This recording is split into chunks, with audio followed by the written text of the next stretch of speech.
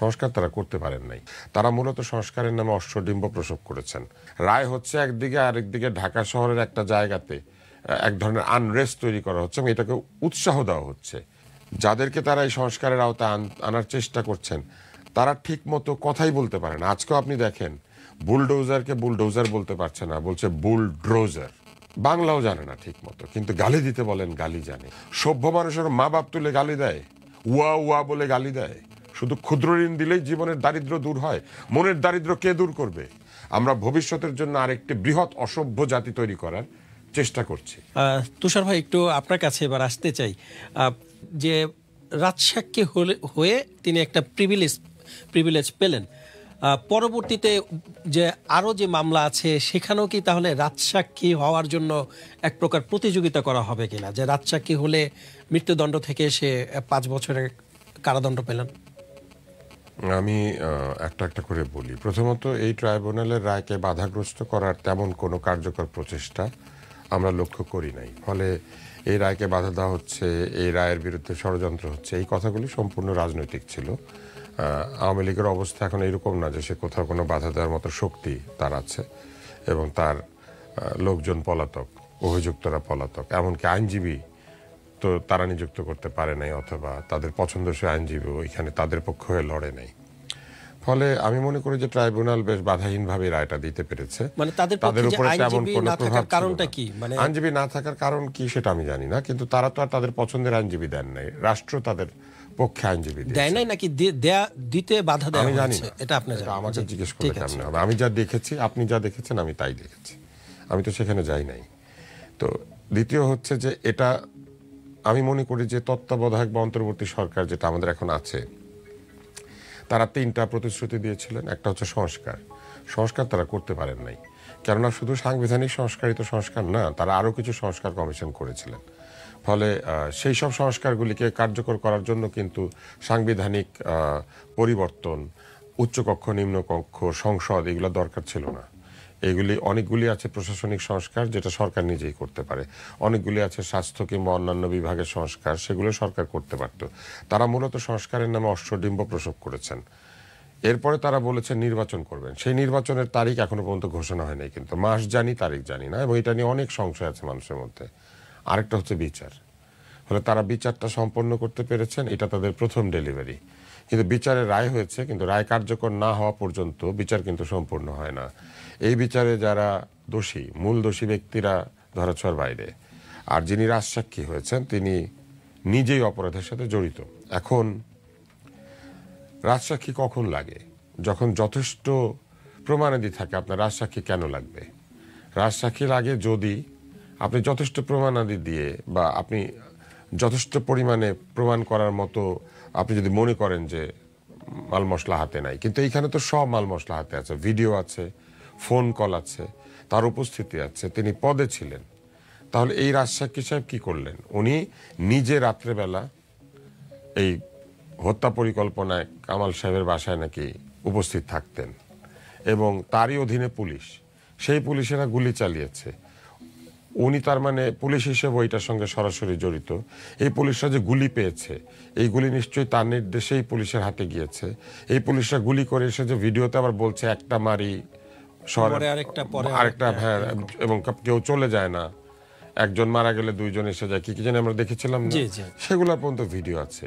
এই ভদ্রলোকের সাজা হয়েছে, কিন্তু এই সাজা নিয়ে আমার শুধু একটাই মন্তব্য আছে। বাংলাদেশে আপনি যদি দ্বিতীয়বার দ্বার পরিগ্রহ করেন অনুমতিবিহীন, তাহলে 7 বছরের কারাদণ্ড হতে পারে। আপনি যদি আইসিটি আইনে যান, তাহলে দেখবেন সেইখানেও ক্ষুদ্র ক্ষুদ্র অপরাধে 7 বছর এবং তারও বেশি কারাদণ্ড আছে। আপনি যদি নারী নির্যাতন করেন, স্ত্রী প্রহার করেন, তাহলেও 7 বছর বা তার চেয়ে বেশি কারাদণ্ড আছে। আর এই ভদ্রলোক এতগুলি হত্যার সাথে সরাসরি জড়িত হয়ে শুধু সাক্ষী দিলেন বলে 5 বছরের কারাদণ্ড পেয়েছেন। এখন তো বোঝা যাচ্ছে যে পরিবারের গন্ডগোল এই হত্যাকাণ্ডের চাইতেও ওনার বেলায় অন্তত কম গুরুত্বপূর্ণ। আমার কাছে শুধু এতটুকুই আমি বলবো একজন মানুষ হিসেবে, যে শুধু রাজসাক্ষী দিলেই শাস্তির পরিমাণ এত কমে যাবে, যেখানে উনি সাক্ষী না হলে ওনারও কিন্তু মৃত্যুদণ্ডের কাউন্টই ছিল, তাই না?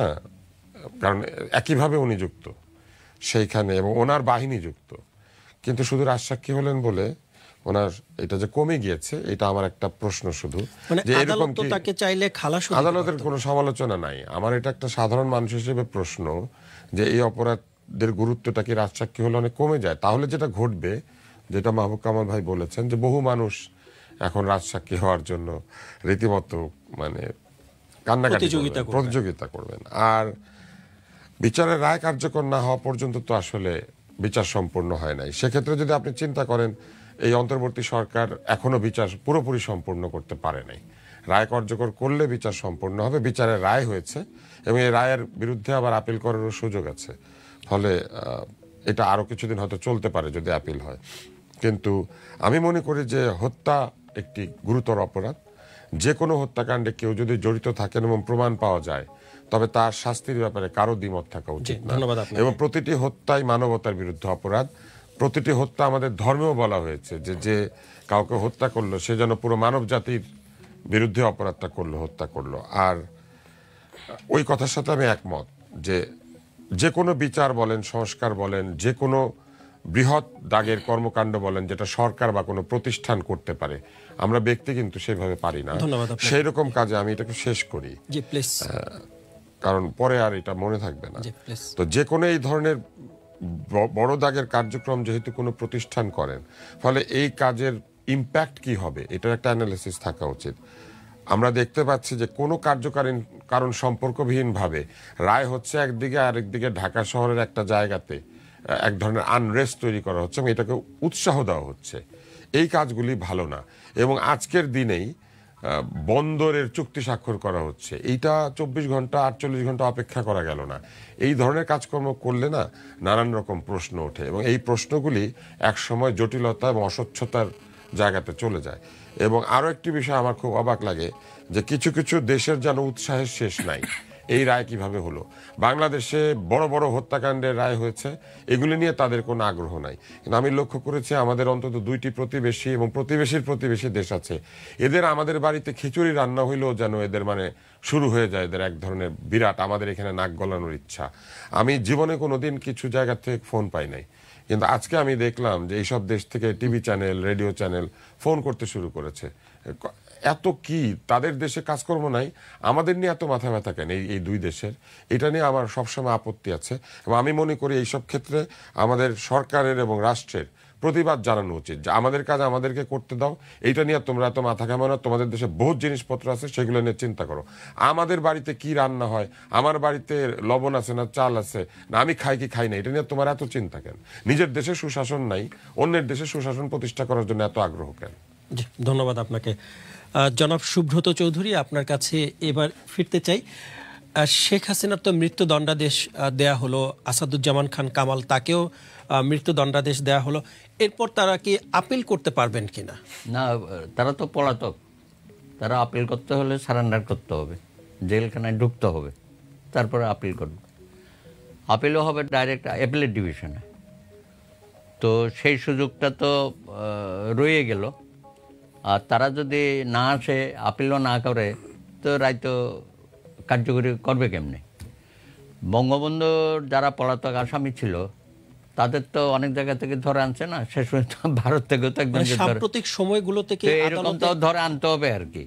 হ্যাঁ, এই ব্যাপারে যেখানে আছে তাদেরকে সেই সরকার আমাদের হাতে তুলে দেবে, এটাই আমরা আশা করি। একটু যোগ করতে চাই যে সাম্প্রতিক সময়গুলোতে আদালতে এমন কোনো রায় অথবা এমন কোনো মামলা ছিল কিনা, যারা বিদেশে আছেন অথচ তাদের মামলা কিন্তু চলছে, আপিলও হয়েছে, খালাসও পেয়েছেন, এমন কোনো নজির আছে কিনা আমাদের দেশে? শোনেন, সেটা আবার আপিল না করো অনেক সময় খালাস পেতে পারে যদি দেখা যায় যে ওই মামলাতে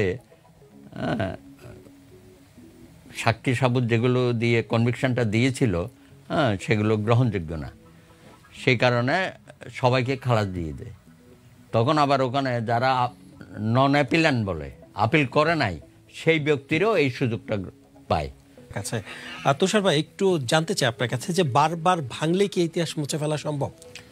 না, কোনো স্ট্রাকচারের উপরে তো যখন ডক্টর মোহাম্মদ ইউনূস অন্তর্বর্তী সরকারের দায়িত্বে থাকবেন না, তিনি তো দেশের বাইরে চলে যাবেন, যেহেতু আন্তর্জাতিক কমিউনিটির সাথে তার একটা ভালো জানাশোনা আছে, সেখানে যেও আবার তিনি প্রশ্নের সম্মুখীন হবেন কিনা যে এই যে মৃত্যুদণ্ডাদেশ দেয়া হলো, এই মৃত্যুদণ্ডাদেশ নিয়ে।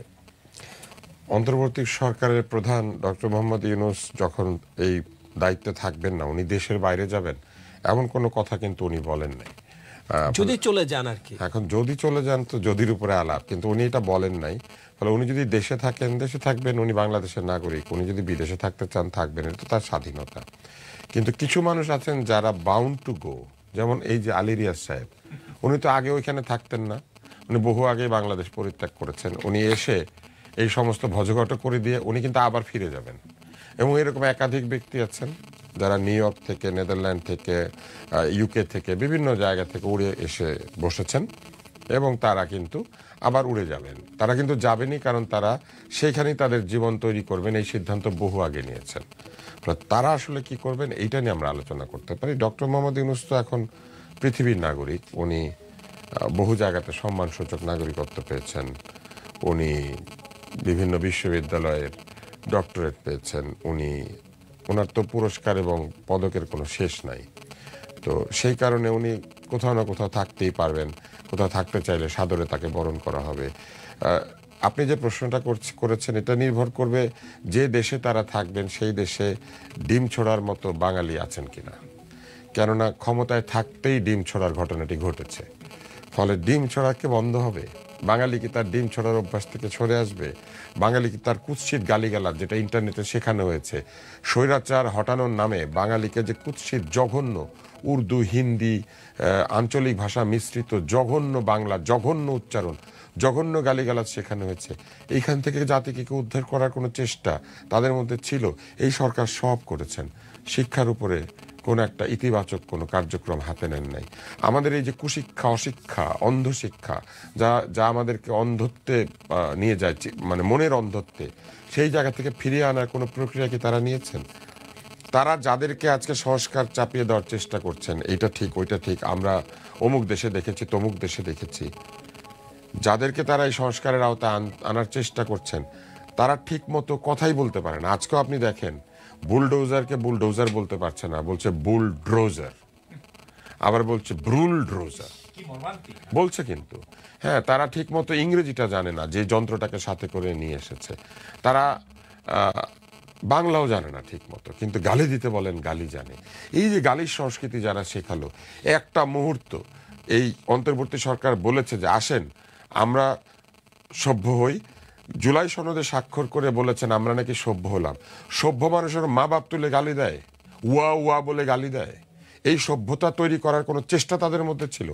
মানুষের সংস্কার না করে আপনি কি করে আইনের সংস্কার করবেন? আইন কি মানুষ মানলে বাঁচে নাকি না মানলে বাঁচে? আইন কি মানুষ বুঝলে বাঁচে নাকি না বুঝলে বাঁচে? সংবিধানকে মানুষ রেসপেক্ট করলে সেটা একটা রেসপেক্টেবল গ্রন্থ, নাকি ডিসরেসপেক্ট করলে সেটা একটা রেসপেক্টেবল গ্রন্থ? যে সংস্কার আপনারা করছেন সেই সংস্কারকে মানুষ শ্রদ্ধা করলে সেটা একটা পবিত্র সনদ, নাকি অশ্রদ্ধা করলে পবিত্র সনদ? যার ভাষার মধ্যে শ্রদ্ধা নাই, যাদের আচরণের মধ্যে গুরুজনের প্রতি শ্রদ্ধা নাই, গুরুজনের বয়সকে, তার জ্ঞানকে, তার অভিজ্ঞতাকে সম্মান করার প্রবণতা নাই, সে নিজে কোনোদিন বৃদ্ধ হবে না, তার নিজের কোনোদিন বয়স বাড়বে না, সে কোনোদিন আমাদের বয়সী বা তাদের বয়সে গিয়ে পৌঁছাবেন না। যে বয়সে পৌঁছানোর জন্য শুধুমাত্র শিক্ষা কিংবা অভিজ্ঞতা কিংবা পরিশ্রম না, যে বয়সে পৌঁছানোর জন্য তাকে রীতিমতো সংগ্রাম করতে হয়েছে। কারণ আমার এই দুই পাশে যারা বসে আছেন তারা মুক্তিযুদ্ধের সংগ্রাম দেখেছেন, তারা বাংলাদেশে একাধিক গণ আন্দোলন দেখেছেন, তারা নানান ধরনের সামাজিক আন্দোলনে অংশ নিয়েছেন। আজকে তাদেরকে আমরা যে এখানে বসিয়ে রেখে আমরা যখন টেলিভিশন খুলি তখন দেখি সামান্য একটু মতের অমিল হলে এই গুরুজনদেরকে জঘন্য ভাষা আক্রমণ করা হচ্ছে, বলা হচ্ছে সেটা প্রতিবাদের ভাষা। সেই ভাষা পরিবর্তন না করে বাংলাদেশের কোন সংস্কার, কোন মানুষের সংস্কার? শুধু বলবেন আজকে আমরা সভ্য হলাম, আমরা সভ্য হয়ে গেলাম। শুধু বলবেন আজকে আমরা যুগান্তকারী নির্বাচন করলাম আর নির্বাচন হয়ে গেল। শুধু বলবেন গণতন্ত্র এসেছে তাই গণতন্ত্র এসে গেল? মানুষের আচরণ যদি গণতান্ত্রিক না হয়, মানুষের মধ্যে যদি মানুষের প্রতি সম্মান, শ্রদ্ধা, ভালোবাসা, মমতা, সহানুভূতি সমাজ থেকে চলে যায়, যদি যখন তখন কারো বাড়িতে আক্রমণ করা যায়, কারো বাড়ি ভাঙা যায়, যেখানে সেখানে আইন হাতে তুলে নিয়ে যা খুশি তাই করা যায়, এই যে অসম্মান, এই অসম্মানকে শুধুমাত্র কোনো মতবাদের বিরুদ্ধে অসম্মান, নাকি অসম্মান বাংলাদেশের আইনকে অসম্মান, বাংলাদেশের সামাজিক সংস্কৃতিকে অসম্মান? যে সংস্কৃতি আমাকে শিখিয়েছিল যে আমার চাইতে একদিনের বড় হলেও তাকে আমি ভাই বলি, তাকে আমি আপা বলি, তাকে আমি বোন বলি, তাকে আমি শ্রদ্ধা করি, তার কথাটা ভুল হলেও তাকে আমি সেই ভুলটা সম্মানের সাথে মনে করিয়ে দিই। সেই মহৎ জীবন, সেই উন্নত জীবন কোথায়? শুধু ক্ষুদ্র ঋণ দিলেই জীবনের দারিদ্র্য দূর হয়? মনের দারিদ্র্য কে দূর করবে? হৃদয়ের দারিদ্র্য কে দূর করবে? কে বলবে যে বাংলাদেশের মানুষকে প্রকৃত অর্থেই মানুষ হতে হবে? কোনো কথা নাই, খালি আইন বদলাবে, এইটা বদলাবে, সেইটা বদলাবে, আর বাংলাদেশ হয়ে যাবে পশ্চিমা দেশের মতো। এই পশ্চিমকে একদিনে পশ্চিম হয়েছে? এই পশ্চিমে এনলাইটেনমেন্ট হয় নাই? এই পশ্চিমকে একদিনে হয়েছে? এই পশ্চিমে একাধিক বিপ্লব হয় নাই? এই পশ্চিমকে একদিনে পশ্চিম হয়েছে? এইখানে অসংখ্য কনকারাররা জন্মায় নাই? এইগুলা বাদ দিয়ে আমরা এখন কি করছি জানেন? আমরা এখন কতগুলি ক্ষুদ্র জিনিস নিয়ে ব্যস্ত আছি, যে এই ক্ষুদ্রতা আমাদেরকে দিনে দিনে আরো ক্ষুদ্র করছে। নজরুলের একটা কবিতা আছে, যে কবিতার মধ্যে প্রার্থনা আছে, যেখানে তিনি বলেছিলেন যে নীচতার চাইতে কোনো নীচ পাপ নাই। তিনি বলেছিলেন যে যদি শতেক জন্ম পাপে হই পাপী, যুগ যুগান্ত নরকেও জাপি, জানি জানি প্রভু তারও আছে ক্ষমা, ক্ষমা নাই নীচতার। এই নীচতার কোনো ক্ষমা নাই। এই নীচতার শাস্তি কোথার থেকে হবে জানেন? প্রকৃতি থেকে। এই নীচতার শাস্তি কোনো আদালত দেয় না। এই নীচতার শাস্তি প্রত্যেকে যার যার জীবনের মধ্যে উপলব্ধি করে। যারা আজকে বড়দেরকে অসম্মান করছে, একদিন তারা কোনো এক সময় ওই বয়সে পৌঁছে দেখবে যে তাদের অসম্মান আরো কত নির্মম, নৃশংস, দয়াহীন, মায়াহীন, কত নীচতা তাদের জন্য অপেক্ষা করছে সামনে, তারা সেটা জানে না। এই কথাগুলি তাদেরকে বলার সেই লোক কই? শিক্ষককে অমর্যাদা করা হয়েছে, সেইটার বিচার কই? কিছু মানুষ নির্বাচনকে প্রতিহত করতে চায় মূলত, এবং কিছু মানুষ যে কোনো ঘটনাকে কাজে লাগিয়ে রাজনৈতিক স্বার্থ হাসিল করতে চায়। আজকে কিন্তু যে ঘটনাগুলো আমরা দেখছি এটা কিন্তু নতুন না। এর আগেও আমরা এরকম দেখেছি যে একদিকে একটা ঘটনা ঘটতে থাকে, আরেকদিকে কিছু লোক রাস্তায় বের হয়ে বা নানান রকম উৎপাত, গন্ডগোল করার মাধ্যমে তাদের যে এজেন্ডা সেটা বাস্তবায়নের চেষ্টা করে। আমি একই সাথে একমত মাহবুব কামাল ভাইয়ের সাথে যে কোনো বিচারিক ব্যবস্থা বিচারের প্রয়োজনই হবে, সুশাসনের প্রয়োজনে হবে। রাজনৈতিক প্রয়োজনে কোনো বিচার অথবা বিচারকে ব্যবহার করে রাজনীতি করা, এই দুইটাই হচ্ছে ভুল। এই কারণে যে এতে করে রাজনীতি ক্ষতিগ্রস্ত হয়। রাজনীতির ইস্যু প্রতিনিয়ত বদল হবে, রাজনীতি বর্তমানকে নিয়ে কাজ করবে। রাজনীতির কাজ হচ্ছে আমাকে আজকে ভালো রাখা। কালকে আমি খেতে পাই নাই, আমিও পাই নাই, আপনিও পান নাই, কিন্তু আগামীকাল যাতে আমি খেতে পাই সেই চেষ্টার জন্য আজকে আমরা কাজ করব। দুর্ভাগ্যজনকভাবে বাংলাদেশের রাজনীতি এখনো সেইখানে নাই। বাংলাদেশের রাজনীতি অতীত আশ্রয়ী। বাংলাদেশের রাজনীতি যত না পুরনো দিনের বিচার করতে চায়, ভবিষ্যৎকে ততখানি গঠন করতে চায় না। এই কারণে আজকে আমাদের তরুণ সমাজের এই অবস্থা। আমরা পুরনো কথা মনে করে যত গালি শিখিয়েছি, ভবিষ্যতের কথা চিন্তা করে তাদেরকে ততগুলি সুন্দর কথা, সুবচন শিখাচ্ছি না। এবং আমরা অতীতকে বর্বর বলে, নিজের সভ্য হয়েছে বলে যে গর্ব করছি, আমরা ভবিষ্যতের জন্য আরেকটি বৃহৎ অসভ্য জাতি তৈরি করার চেষ্টা করছি।